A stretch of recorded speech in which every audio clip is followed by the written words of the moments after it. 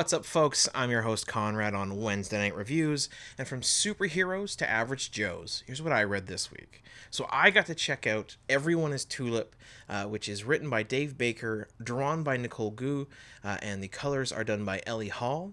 And this book is spooky. It is fantastic, and I highly recommend you check it out. It's just been published by Dark Horse Comics, so you can get your copy at your local comic shop today. Basically, Everyone is Tulip is a sort of a typical story. You've heard it a lot.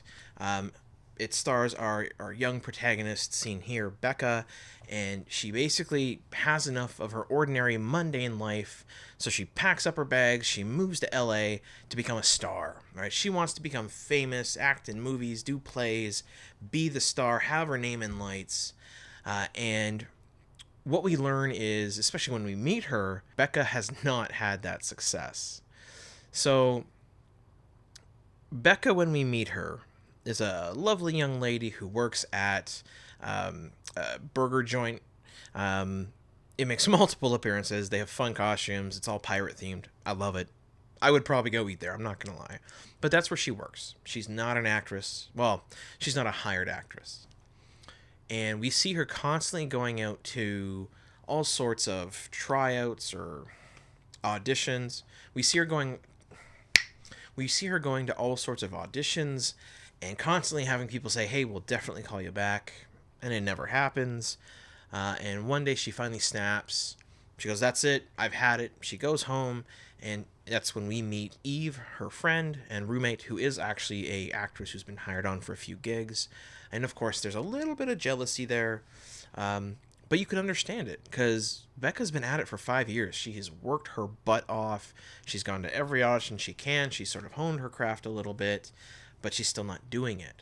And one thing I enjoyed about the book is throughout the book, when we're reading it, you also get flashbacks to what happened 5 or 6 years prior, where people are telling her, like the first one, which is just devastating.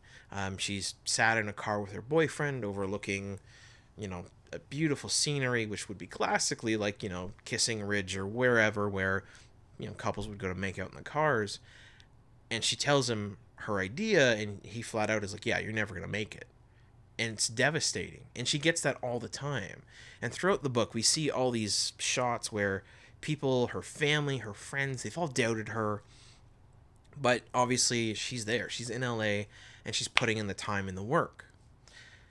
Until one day, she finally, like I said, has enough. And she pops onto Craigslist and sees an ad for a role. And she's like, "Screw it. Let's do it. Why not? Couldn't be worse." And she gets it. And she meets Paradox XL, who is a producer, artist. He introduces himself with a laundry list of things. And he pitches her idea to her, and she's like, "All right, why not? I'll try it. I'm here." And so, as you can see here, they do a bunch of videos with her saying the titular line, "Everyone is Tulip." And it's framed, every time she says it, she's dressed differently. It's framed basically the same, and it's just kind of the same statement. Everyone is Tulip. And that's all it is. It's just a bunch of that. And she thinks nothing of it, but hey, someone wanted her skills, her looks, they're giving her attention. It's what she's after. And so they make a video and they post it. And very quickly, her Instagram and her Twitter and all her social media go from like nothing to big time. And this is where her story kind of follows the trajectory one might think, right? Similar to the movie Burlesque, where, young girl from small town goes to big city, becomes huge star. But through the lovely experiences of Nicole Goux and Dave Baker, the creators, the writer and artist, or artist and writer, we see this through the lens of almost a cautionary tale, which is, I think, what I love most about it. And after a full read through of the book, it's about 188 pages, and having gone through the title page again, Everyone is Tulip kind of had a secondary hit on me. So there's an interesting note in the afterword, which is art is time travel.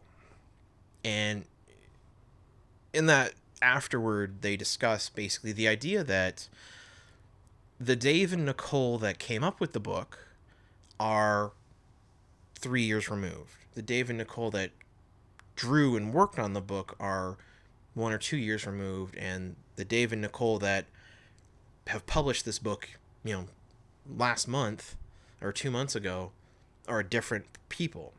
And so their progression and their journey through time with this book has changed how they sort of see the book and their experiences. And what I enjoyed a lot about it is in there afterward they talk about it, and it made me sort of think and wonder where in Tulip's journey, if she could go back, would she maybe stop? Where would she go? This was the point where it became too much. This is where I should have stopped and just let it coast. This would have been good. So the art in the book is really interesting to me. So it's it's a simple style. It's not super high detailed. The colors are all beautiful pastels. The figure drawing is very nice. As you can see here, I highly enjoy it. And what I noticed, whether intentional or not, Tulip, at the beginning of the book when we meet her, her eyes are drawn like pupils, right? That's it. It's a black dot with like her eyebrow. And as the book progresses, she gets more and more detailed as she takes on Tulip, the persona, and we see less and less of Becca. And I really found that interesting because after having read the whole book, checked out the afterword, and sort of sat and pondered on it, everyone really is Tulip. Everyone, whether, you watching this now, myself certainly, and many, many, many other people, we want some level of notoriety. We don't all want to be actors and famous, a little bit here, but we all want that level of notoriety. We want people to go, hey, that's so-and-so, they are really great at this, right? We want that attention. A carpenter isn't a carpenter because, no whatever, it's just it happened to be. They want to be good at what they do. They want to build beautiful furniture, and they want people to go, wow, look what you've built. Same kind of deal. For Tulip, or for Becca, it was actor fame, right? They wanted the spotlight. For me, I'd love to have millions of followers and be able to talk about comics all day. And what I liked about this book is it became the cautionary tale of how far do you go? Where do you stop? And how much are you willing to give up in order to attain what you're after? Again, it's kind of a haunting book. The original read-through of it, the 188 pages, I had to take it in chunks because I found it was very... Well, the dialogue wasn't like dense or anything. Like, I'm sure there will be people out there who breeze through it. I like to have it, and I like to sit with it.